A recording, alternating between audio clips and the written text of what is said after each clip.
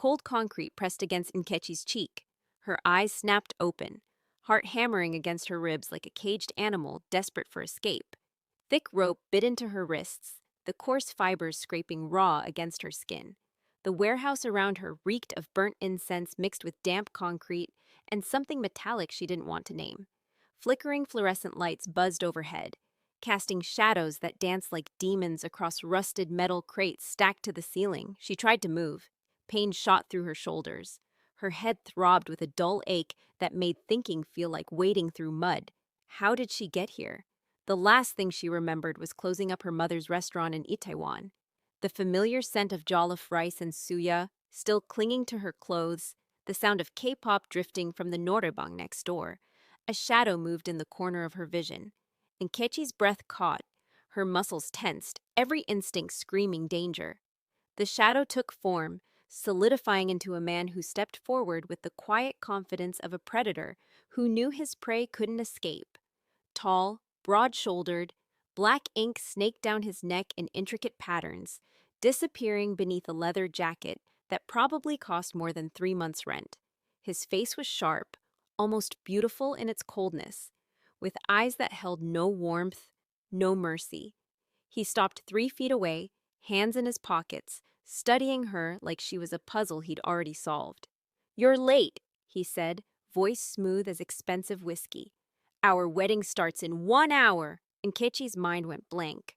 Then it exploded with questions, with panic, with a fury so hot it burned away the fear. She jerked against the ropes, ignoring the pain. "Nuguya? Ige moya."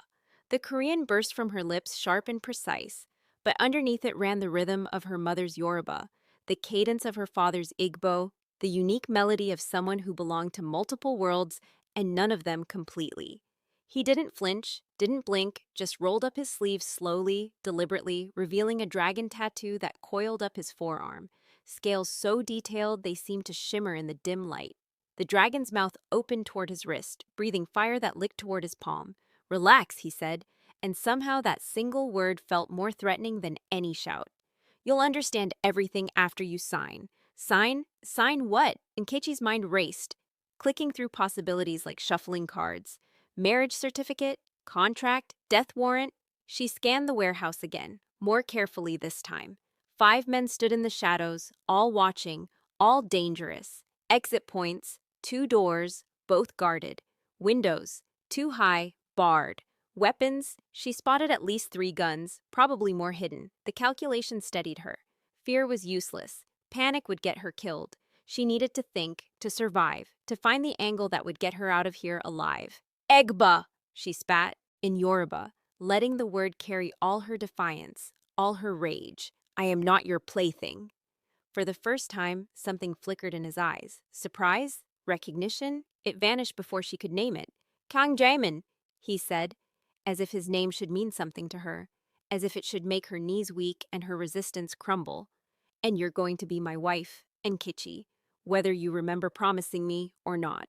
The way he said her name sent ice down her spine, not because it was threatening, but because it was familiar, intimate, like he'd said it 1,000 times before in the privacy of his own thoughts. Outside, an engine rumbled. Jaemin gestured, and 2 of his men moved forward, pulling her to her feet. Her legs wobbled, pins and needles shooting through muscles that had been still too long. They cut the ropes around her ankles but kept her wrists bound. One of them, a guy with a scar bisecting his eyebrow, gripped her arm and steered her toward the door. The night air hit her face, cool and crisp. Seoul stretched out around them, the city she'd grown up in, the city where she'd learned to navigate Korean social hierarchies while carrying her African heritage like armor and target both. A black SUV waited, engine purring, windows tinted so dark they reflected the streetlights like mirrors. Jaemin walked to the hood and placed something on it. The streetlight caught it, making it gleam. A ring, gold with a stone so large it had to be fake, had to be. "Today," he said, voice carrying easily in the quiet street, "you become mine, not because you want to, but because someone tried to take you from me before I could claim you myself." Nkechi's breath came faster. Her mind flashed to her mother, alone at the restaurant, to her younger brother, probably gaming in his room, oblivious, to the life she'd built carefully, stubbornly. in a country that saw her brown skin and natural hair and made assumptions before she ever opened her mouth. "My family," she said in Korean, keeping her voice level even as her heart tried to claw its way out of her chest. "나의 가족을 건드리면 죽여버릴 거야." She stepped closer, meeting his eyes, refusing to look away first. She knew this game, knew that in Korean culture, direct confrontation could be dangerous, but so could showing weakness. She had to walk the line perfectly, had to use every tool her bicultural upbringing had given her. Jaemin tilted his head, studying her with those cold, calculating eyes. Then he reached into his jacket, and Nkechi tensed, expecting a weapon. Instead, he pulled out a photograph, creased and worn, like it had been folded and unfolded 1,000 times. He held it up. The streetlight illuminated a scene from another lifetime. A girl, maybe 14, standing in front of a small restaurant, bright smile on her face, plate of jollof rice in her hands. Behind her, the sign read Mama Ngozi's Kitchen, in Korean and English, and beside her, slightly blurred, a Korean customer, head turned toward the camera. Nkechi's breath stopped. She knew that restaurant, knew that girl. That was her, 10 years ago, back when the restaurant was new, and her mother's dream felt possible, and the world seemed less complicated. "You don't remember," Jaemin said, and for the first time something almost human crept into his voice. "Good. I do." He stepped closer, near enough that she could smell his cologne, expensive and subtle, mixing with cigarette smoke and something sharper, metallic. "Blood?" Her stomach turned. "I'm the boy who pulled you out of the Han River when you were 14, he said quietly. "You were trying to prove something to those girls who called you names, said you didn't belong. You jumped in, but the current was stronger than you thought. I dove in after you, dragged you to shore, stayed with you until you stopped coughing up water." Nkechi's mind reeled. The memory surfaced like a corpse from deep water. The cold river closing over her head. Panic, lungs burning, then hands, strong hands, pulling her up, dragging her to safety. A boy's face, concerned, telling her in broken English and decent Korean that she was safe, that she was okay, that she was brave. "You held my hand," Jaemin continued, "and you said, 'When I grow up, I'll marry someone as brave as you.' You smiled at me like I was a hero, like I mattered." The scar-faced man shifted uncomfortably. The other guards stayed statue still, but Nkechi could feel their attention sharpening, focusing. This wasn't just business. This was personal. "That doesn't give you the right," Nkechi said, voice shaking not with fear, but with fury. "보세요. 내가 혼자가 아니야." She switched to Yoruba, letting the words flow with the full force of her anger. "Ema serope elefi mi se ohunti efe." "Don't think you can do whatever you want with me." Jaemin's jaw tightened. Good. She'd gotten to him. In Korean culture, losing face in front of subordinates was worse than losing blood. She could use that. But before she could press her advantage, one of the guards stepped forward, a younger man with wire-frame glasses that seemed absurdly innocent on someone clearly capable of violence. "Boss," he said quietly, respectfully, head slightly bowed. The surveillance team confirmed movement. "The group that's been watching her family, they mobilized 20 minutes ago. They know we moved her." Ice flooded in Nkechi's veins. Group? Watching her family? Her mind immediately went to her mother, to the restaurant, to her brother. Every protective instinct she had screamed at her to run, to get to them, to warn them. Jaemin's eyes never left her face. "You're starting to understand," he said. "You think this is about what I want? You think I'd go through all this trouble for a childhood crush?" He laughed. But there was no humor in it. "You're a target, Nkechi. Have been for 6 months. They've been watching, waiting, planning. The only reason they haven't moved yet is because they thought you were nobody. Just a restaurant owner's daughter trying to make it in Seoul." "Who?" The word ripped from her throat. "Who's after my family?" "The Beck family syndicate," Jaemin said, and even his men tensed at the name. "Your father, before he died, he crossed them, took something that belonged to them. They've been patient, waiting for the right moment to collect the debt. And now that you're old enough, valuable enough in your own right, they've decided you're the payment." Nkechi's father had died 3 years ago, heart attack, the doctors said. Sudden, unexpected. But her mother had never quite believed it, had whispered late at night about debts and dangerous men and secrets he'd never shared. Nkechi had dismissed it as grief, as paranoia born from loss. Now, standing in the cold Seoul night with a mafia boss telling her she was marked for death, those whispers took on new weight. "So what?" she said, forcing her voice steady. "You're kidnapping me to save me? How noble. I'm marrying you to mark you as untouchable," Jaemin corrected. "In our world, certain things are sacred. A boss's wife, his family, they're off limits. Even the Becks won't risk open war by touching you once you're mine. It's not about nobility, it's about rules, structure, the things that keep us from tearing each other apart completely." He picked up the ring, held it between them. "1 hour, you walk into that hall, you stand beside me, you say the words, and your mother's restaurant doesn't burn. Tonight, your brother makes it to his university entrance exams. You survive, everyone wins. Except I lose my freedom," Nkechi shot back. "You lost that the day your father stole from monsters," Jaemin said flatly. "I'm offering you a different cage, a prettier one where you stay alive." The scar-faced guard's radio crackled. He listened, then his face went pale. "Boss, the restaurant. They've got eyes on it. 3 cars, at least 15 men. They're waiting for something," Jaemin cursed under his breath. Something vicious in Korean that Nkechi's mother would have slapped her for understanding. He turned to his men. "Get 6 units to Itaewon. Perimeter around Mom Ngozi's kitchen. Nobody moves in or out without my say. And find out where her brother is. Now." The men scattered, speaking rapidly into phones and radios, moving with military precision. Jaemin grabbed Nkechi's arm, not rough but firm. "Urgent. We're out of time. The wedding happens now, in the car if we have to, or I give the order to evacuate your family to a safe house. But that means they'll know you're protected, which means they'll escalate. People will die. Probably people you know. Probably people who just work in the restaurants nearby or live in the apartments above. That's how these things go." Nkechi's world tilted. Every choice led to blood. Every path ended in violence. She thought of Mrs. Kim, who ran the convenience store next to the restaurant, who always slipped her brother extra snacks. Of the university student who busked on the corner every evening. Of the elderly couple who owned the pojangmatcha across the street and had fed her free tteokbokki when her family first arrived in Korea and had nothing. "You're a monster," she whispered. "Yes," Jaemin agreed simply. "But I'm the monster trying to keep you alive. The other ones just want you dead. Choose." Before she could answer, a phone rang.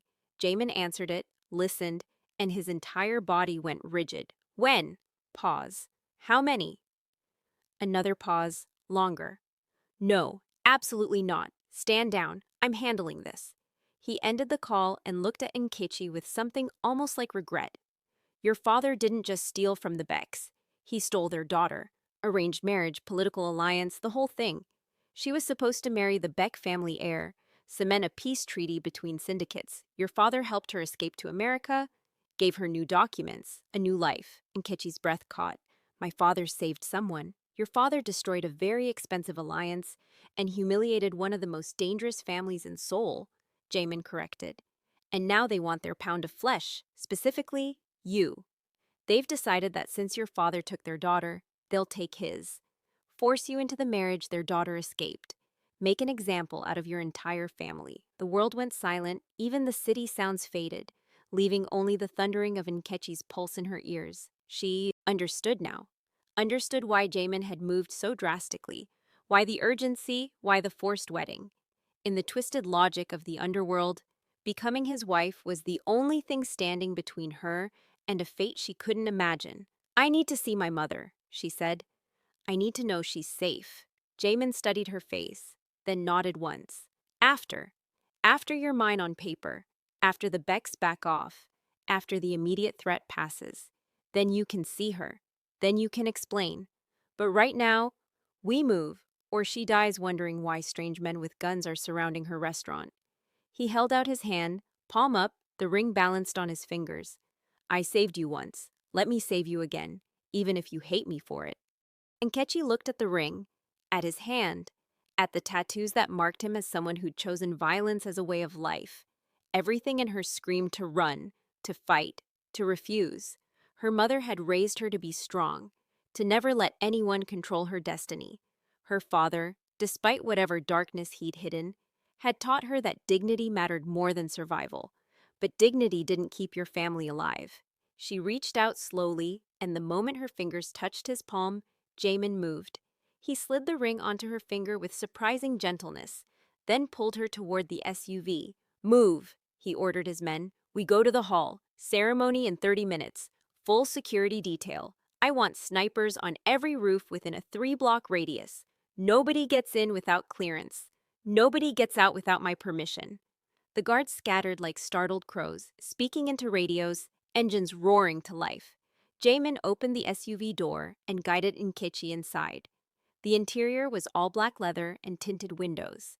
It smelled like expensive cologne and cigarette smoke and fear, though maybe that last part was just her. He slid in beside her, close enough that their shoulders touched. The door closed, sealing them in. The driver pulled away from the curb, and Seoul blurred past the windows, neon signs and streetlights painting streaks of color across the glass. "Tell me about him," Nkechi said suddenly. "My father.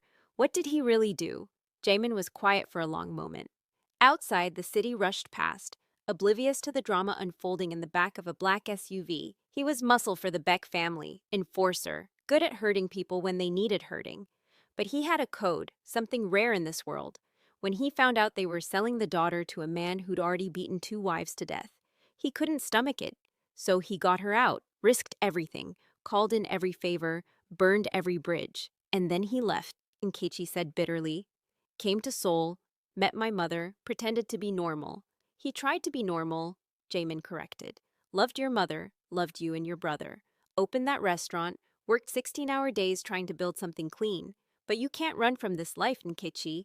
It always finds you. The Becks found him 2 years before he died. Gave him a choice. Come back and pay his debt in blood, or they'd take it from his family instead. Nkechi's hands clenched. The heart attack.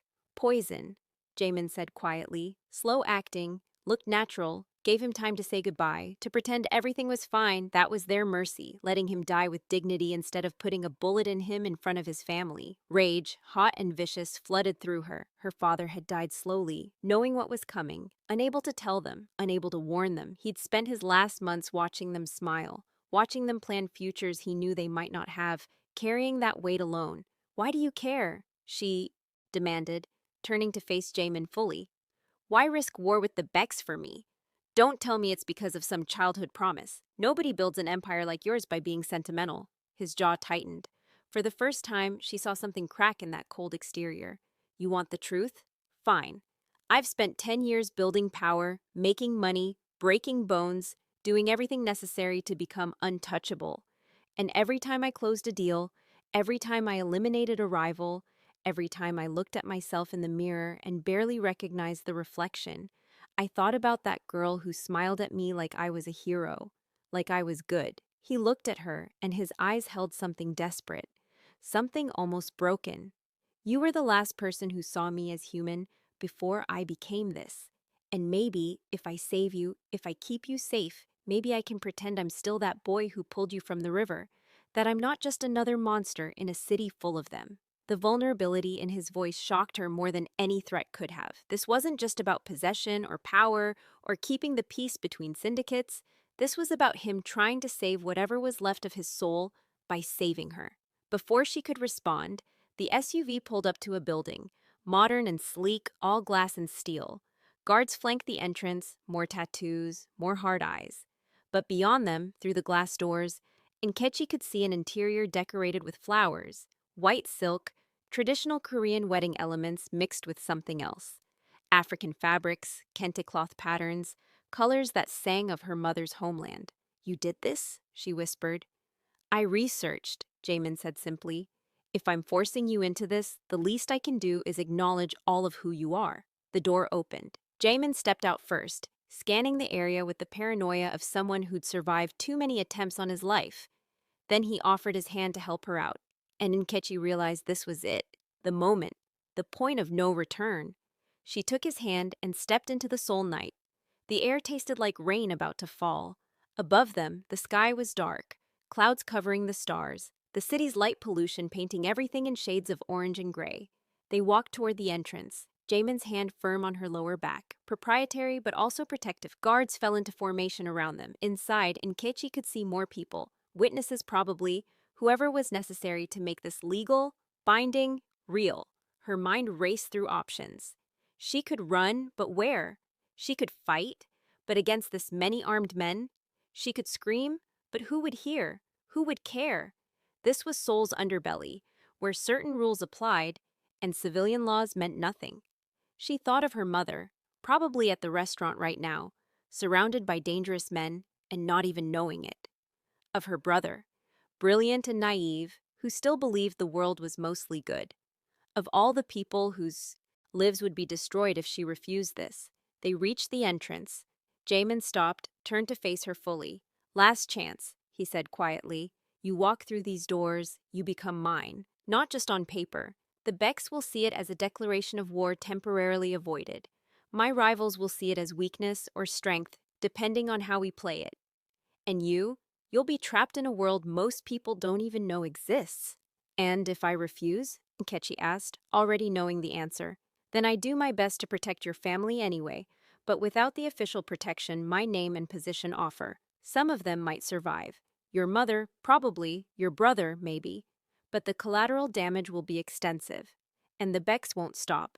They'll wait, they'll watch, and eventually they'll take what they think they're owed." A car screeched around the corner, moving too fast, headlights too bright. Every guard moved instantly, hands going to weapons, bodies shifting to shield Jaemin and Nkechi. The car slowed, a black sedan with tinted windows. It rolled past, music thumping from inside. Just kids out too late, oblivious to how close they'd come to getting shot. But the tension didn't ease. If anything, it ratcheted higher. Jaemin's jaw was tight, his eyes scanning every shadow, every parked car, every window. "We need to move," he said. "Now!" He pulled her toward the doors, and Nkechi let him, because what else could she do? Her feet moved, one step, then another, carrying her toward a future she hadn't chosen but couldn't refuse. The doors opened automatically, spilling warm air and the scent of flowers and incense into the night. Inside, the hall was beautiful and terrible all at once. White flowers everywhere, roses and lilies and chrysanthemums, their perfume almost overwhelming. The African fabrics she'd noticed before were draped artfully, kente patterns mixed with traditional Korean silk, creating something that belonged to both her worlds and neither. At the far end, a man waited, older, dressed in traditional Korean robes. The officiant beside him stood a table covered in red silk, official documents visible even from this distance. Two witnesses flanked the space, young men in expensive suits, with the unmistakable stillness of trained killers, trying to look respectable. "Nkechi," Jaemin said, and something in his voice made her look at him. "I know you hate me right now. Hate this. Hate everything about this situation. That's fair. But I swear on everything I am, on everything I have, I will keep you safe. I will keep your family safe. And someday, maybe, you'll understand why I did this." Before she could answer, before she could process what he'd said, the sound of breaking glass shattered the moment. Screams erupted from somewhere in the building. Gunfire, sharp and unmistakable, echoed through the halls. Jaemin moved instantly, pushing Nkechi behind him, gun appearing in his hand like magic. His guards flooded. The entrance, weapons drawn, professional and terrifying. More gunfire, closer now. Someone shouted in Korean, "North entrance breached. Multiple hostiles." "They followed us," Jaemin said, voice deadly calm despite the chaos. He turned to Nkechi, grabbed her shoulders, eyes boring into hers with desperate intensity. "Listen to me. They found us. They're here. You run when I tell you to run. You hide when I tell you to hide. And if I tell you to leave me behind, you do it. Understand?" More explosions, the building shaking, smoke beginning to fill the air. Nkechi's ears rang, her heart hammered. But her mind went crystal clear, the way it always did in crisis, survival mode, calculation, strategy. "Where?" she demanded. "Where do I run?" Jaemin smiled, fierce and proud. "That's my girl. Back exit, through the kitchen, black motorcycle waiting, keys in it. You ride?"